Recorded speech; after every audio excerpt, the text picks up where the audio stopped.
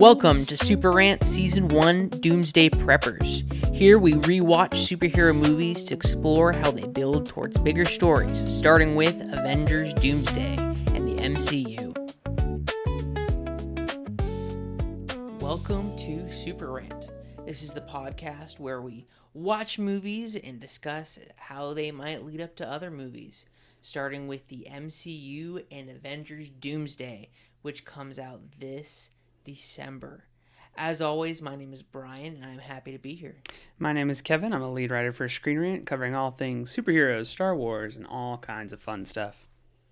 Today, we are talking about Avengers Age of Ultron, which came out in 2015 and is the second Avengers movie.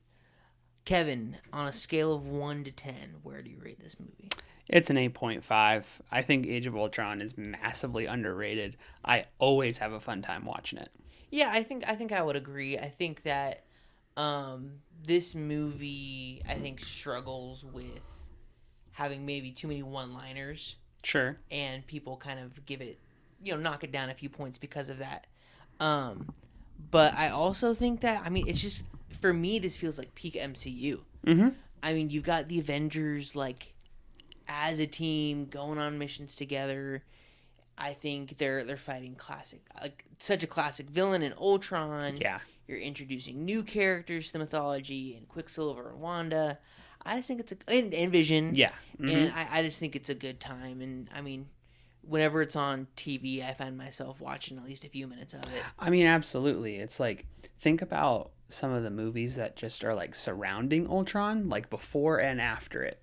You have Iron Man 3, Thor 2, Winter Soldier, and then think about after. You've got Ant-Man and Civil War and just all of this crazy you said it earlier. It's the peak era of MCU. Yeah, I feel like after this movie, we just start really getting into lots of offshoots of lots of new heroes. Doctor Strange, yeah. And, totally. and maybe that's because they wanted to build up the roster by the time things like Civil War, Infinity War, and Endgame come around. Yeah. But it's worth it because we it was get definitely a lot of, pedal to the metal. Yeah. We get a lot of really great movies coming down the pipeline here. But yeah, I think this one, as we start getting closer to Doomsday, mm-hmm. the movies start becoming more and more meaningful to what might happen in Doomsday. Yeah. And this movie in particular, I feel really highlights Tony. Yeah. And there are moments in this movie where he allows his fear to control him and to dictate his actions. And so what do you think about Doom, if Dr. Doom is indeed a variant of Tony? Mm-hmm. What do you think about that being a part of who Doom's character is? His darkness stems from this being a Tony Stark variant who did let his fear control him, or was so determined to not be controlled by his fears that he went in a fully right. Well, he became a dictator like Dr. Doom. Exactly. And it's possible. Yeah. My point in bringing this up is that when we talk about the Secret Wars comics, mm-hmm. I just think that when we see Doctor Doom doing what he can to piece things together and to keep whatever life alive, I think that sounds like this kind of version of Tony. It where could he's be willing to do whatever it takes to protect whatever's left. I could see some really cool shared parallels, some shared DNA between the two. I think that could be really, really awesome. Yeah, it's a definitely good idea for sure. Something that I think is really interesting about this movie is pretty quickly we see that Cap is the one leading the team, mm-hmm. right? And I think that stems out of it was his mission to take down Hydra and all of that, and so they've been going on missions to find the Hydra remnants and all that stuff. Right. Right. But as we head into Doomsday, I think it's maybe not clear who's going to be leading, the main force, and if there is even a main force. Well, and also it's because the closest idea we have is kind of so you have Yelena and Bucky kind of co-leading the new Avengers. Correct. And then you have Sam Wilson's Avengers, whoever they might be. Yes, because With Shang-Chi potentially. And I could see Shang-Chi being part of Sam's team. I could see like Hulk kind of maybe being a part of that team. Sure. It'll be interesting to see kind of what Sam Wilson's official roster is. I mean, I guess like the one person we can count on is probably the new Falcon. Yeah, right. Joaquin Torres. But yeah, I think Doomsday is going to be different in the fact that there's going to be so many different teams. Right, because then you got the Fantastic Four, you got the Wakandans and Namor and his crew, you got the X-Men going on. Yeah. And so, whereas I think in this Avengers, it's very clear that, like, Cap is leading things, Tony is supporting that. There's a very clear, like, hierarchy, I think, happening. Yeah. I think that's definitely not the case coming up in Doomsday. And, like, what dynamics will come into play. Yeah, it should be pretty interesting to see this like, kind of coalition of different teams. Right. Like, do the new Avengers being Yelena and Bucky's team and then Sam's team, do they work together well or do they not? I mean, they're already teasing that there's clashes over the name. Yeah. Are they putting aside their differences? Is this an Infinity War thing where they're maybe not able to succeed because they're not together? Yeah. I think it's interesting. Although I have to believe that if the stakes are so high, like, because it's most likely going to be like multiversal incursions. Oh well, yeah. Then they're just going to have to figure out how to work together. Yeah, especially especially if like the new Avengers and Avengers are protecting their world, while the X-Men are protecting their own opposite world, and they're trying to, I could easily see teams clashing, and it's 100%. It's like fully for survival. Yeah. It could be really interesting, but okay, I want to go on a rant. Do it. I love it. My biggest flaw with this movie, with Ultron, with Age of Ultron, is Quicksilver. Yeah. Because I think he's really, really cool. He was so awesome in this movie. I think that the way that they show his super speed was really cool with the blur left behind. The blur effect is very cool. I think they did a really good job with that. I think that's really interesting. But then, he dies, and that's so frustrating to me because it's like, he sacrificed himself for Hawkeye and for the kid. Yeah, and there's so much like red herring setup that Hawkeye was going to be the one to die because he's the one with the wife and the kids and the family and whatever, and but it's he's all got all the stuff to lose.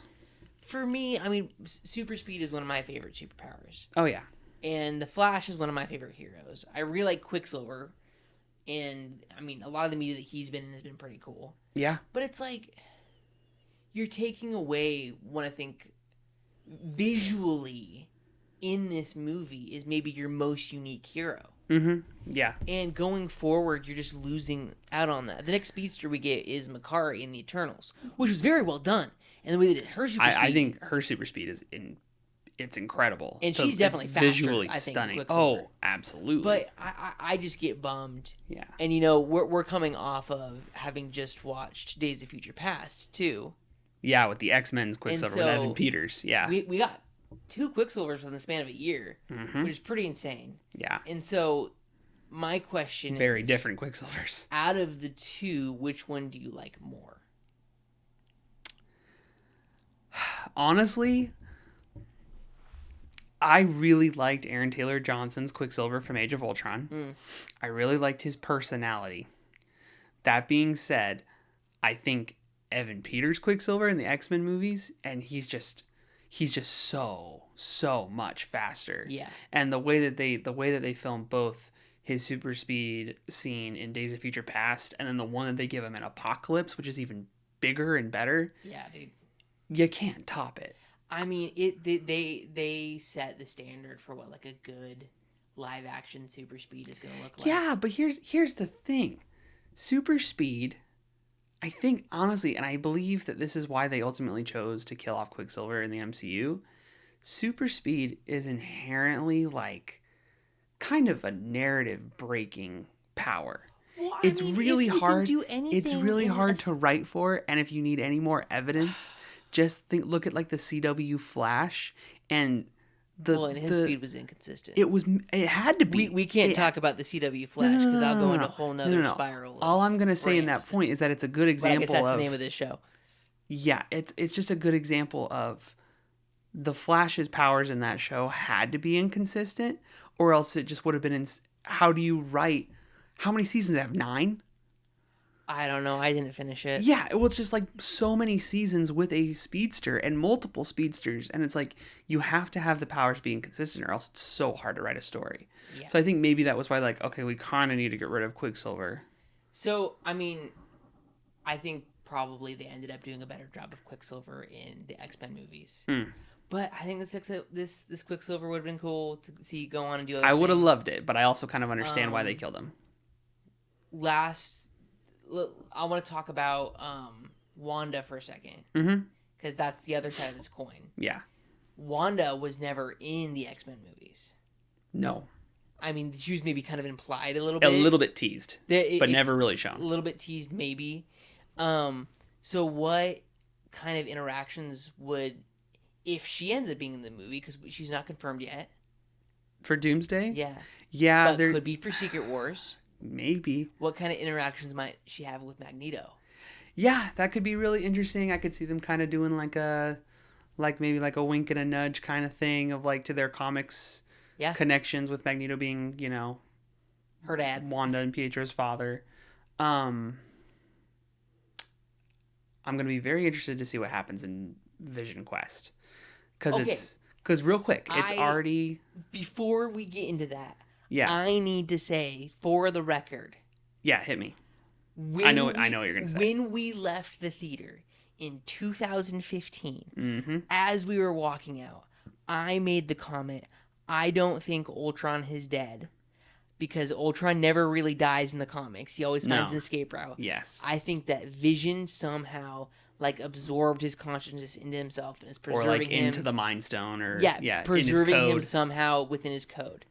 And in Vision Quest, we know James Spader is returning. It's for already Ultron. been confirmed. It's been confirmed, and so if it has been revealed that Vision saved Ultron, that is going to be like a decade-long payoff for Brian Urban. Yeah, no, absolutely, and it's just the way that it's filmed, where we only kind of see like the flash and we don't actually see the body, I think they're very much going to pay it off that Vision didn't actually kill. He's got his whole thing. I'm on the side of life and Ultron's unique.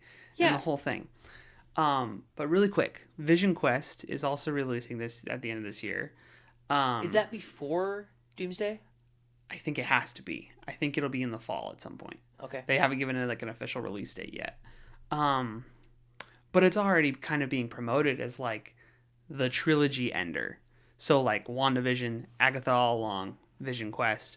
I'm pretty sure it's already been confirmed that we're gonna get, Agatha All Along gave us Billy Maximoff, right? One of the twins, and then the reincarnated teenager versions. Yeah. And then Vision Quest is supposed to have Speed, right? Which is Tommy. So there's your new speedster. Yeah, but Speed's never been as cool as Quicksilver. No, but what I'm getting at is, I think it's possible that at the end of Vision Quest, they may tease like a full Wanda resurrection just in time for Doomsday and Secret Wars. She could be there. Yeah. Yeah, maybe. At this point, I'm thinking maybe more Secret Wars than Doomsday, but I would be very surprised if we didn't see her. Yeah, I mean, I think she's got to show up at some level. Even as a variant. Yeah. But yeah. Getting back into our main over idea of how this is going to relate to Doomsday, we get that scene with Thor's vision. Yes. Right, and which confirms the stones that we've already seen. 4 of them. The 4 of them being the Mind Stone and Loki's Scepter, the Tesseract being the Space Stone, the Aether being the Reality Stone, and then the Power Stone from Guardians of the Galaxy. Yep, the Orb. And then the other 2 haven't been revealed yet as of this movie. Right. But this movie for me, at the end of the movie they talk about like, oh, somebody's been manipulating events and all that. This movie, I think, is I don't know, like this one leads into so much. I think Infinity War the best. Yeah. Right? Like if you're taking like if you had to only pick like 5 movies to watch to understand the MCU as a whole, I think it's got to be Avengers, Age of Ultron, Civil War, Infinity War, and Endgame. Yeah. Like those are the core 5. And I think all 5 of them tell that continuous story of Captain America putting his life on the line, making the sacrifice play. Yep. Tony Stark learning what it means to have responsibility for other people. Right. To protect them without letting fear rule the day. Right. And this one for me, I think, really figured out who Captain America and Tony are in relation to each other. No, yeah, absolutely. Right? And then Civil War allows them to clash. Yep. And so going into Doomsday, We don't really have that. we don't really have that right now because Tony's dead. And Cap is off, getting the life that Tony told him to get at the end of Age of Ultron. Yes. The simple life. Try some of that But life. then the simple life doesn't work out for Exactly. So if Endgame directly relates to Doomsday, like these other movies have, the core Avengers movies plus Civil War, because let's be honest, it's an Avengers movie. Yeah. If they are building off of each other, and Tony has his ending, quote unquote, and Cap has his ending, quote unquote, what's going to be the thing that allows them, or prevents them rather, from not having those endings? Yeah. No, it's going to be... So what draws Cap back in, and what taints Tony's death? Yeah. Which and the I legacy. think just gives more... For me, that gives more weight to the theory that something has to bring Cap back, that only he can be the one to do. Yeah. So that supports my theory of him as an anchor being. Yeah. But then with Tony, I feel like this supports the idea that this is a Tony variant. That it's not just Robert Downey Jr. being Doom. This has to be... Because it's a continuation of the story. So it's... How are we preventing or how are we continuing these individual stories? Yeah, I think there's so many different just behind the scenes stuff and changes to the plan during the multiverse saga. I think it would have been really, really good if the multiverse saga had something like an Age of Ultron movie where it very much is the bridge that sets up so much.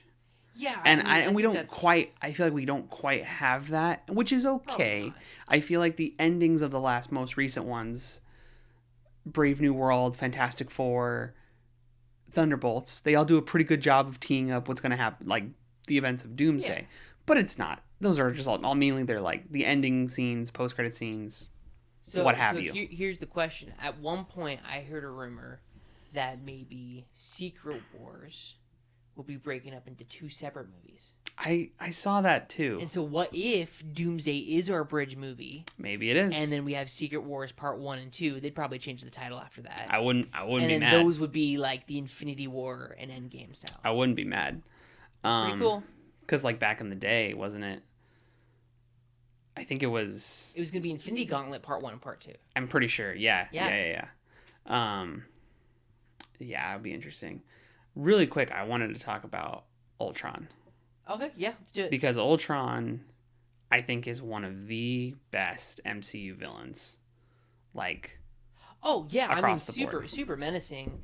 And even though he's a robot, you kind of understand that he, like, his motives you can track and follow. It's not necessarily just...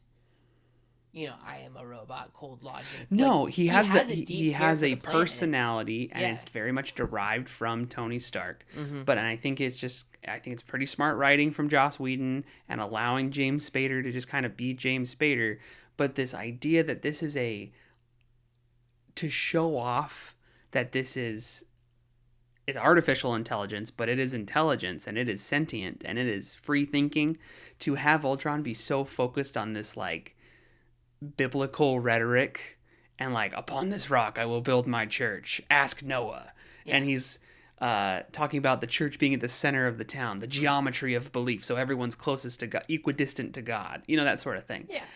I find it so... it's kind of a risky move for your robot villain. And especially, like, it's not like there's much of that is like derived from like the Ultron in the comics. I feel like the Ultron in the comics is a little bit colder. This Ultron is just fascinating to me. So I'm really excited to see him return in Vision Quest. Yeah, I mean, I think James Spader is... I think they couldn't have picked a better voice. Yeah. And the whole interplay with Vision and everything is just great. Yeah, I think it's very cool. I'm excited to see him return again. Absolutely. Well, let's start wrapping up. What are the big news beats for today? I mean, Daredevil Born Again finale. Phenomenal. Phenomenal. So good. And, you know, we'll hit that again later on in this season of the show. Yeah, we'll do a revisit. But, I mean, the words that come to mind are brutality and forgiveness.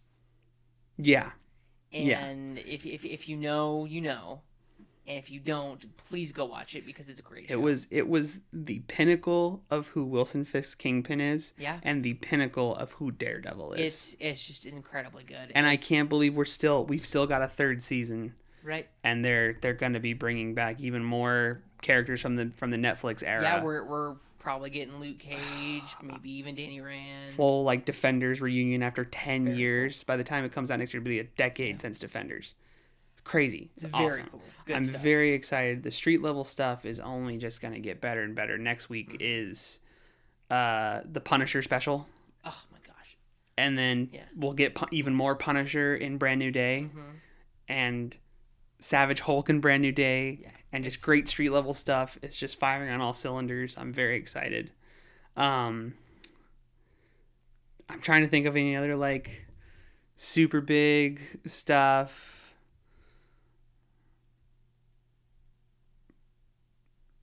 The Shadow Lord finale was awesome. That's Star Wars, but it was amazing. Dude, the Darth Maul show oh my gosh. Awesome. So good. One of the best Star Wars days ever when those finale episodes came out. It's so good, man.